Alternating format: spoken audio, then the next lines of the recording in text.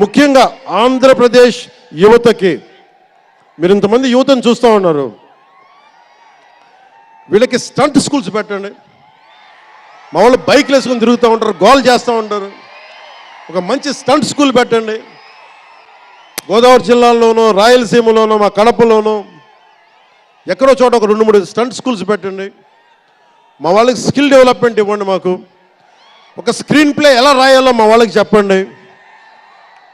ఒక రాజమౌళి గారు వచ్చి చెప్పమని చెప్పండి.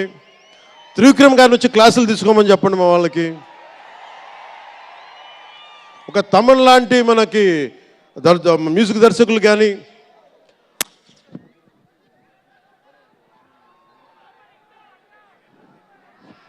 కీరవాణి గారు కానీ, అలాంటి వాళ్ళందరికీ వచ్చి వాళ్ళ స్కిల్ డెవలప్మెంట్ నేర్పించమని చెప్పండి.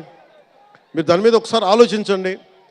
స్టూడియోలు పెట్టండి. ఇక్కడ కొంతమంది అసిస్టెంట్ డైరెక్టర్స్కి ఎలా ఉండాలి, డైరెక్టర్స్ కావాలంటే ఏం చేయాలి, 24 క్రాఫ్ట్స్లో ఒకళ్ళకి ప్రొడక్షన్ డిజైనింగ్ నేర్పించండి. మా వాళ్ళకి ప్రొడక్షన్ డిజైనింగ్ స్కూల్స్ పెట్టండి.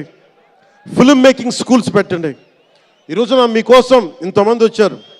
మీరు తిరిగి ఇవ్వగలిగేది మీకోసం రేట్లు పెంచాం. ముఖ్యమంత్రి గారు మీకు అండగా ఉన్నారు, చంద్రబాబు నాయుడు గారు, మేమందరం మీకు అండగా ఉన్నాం.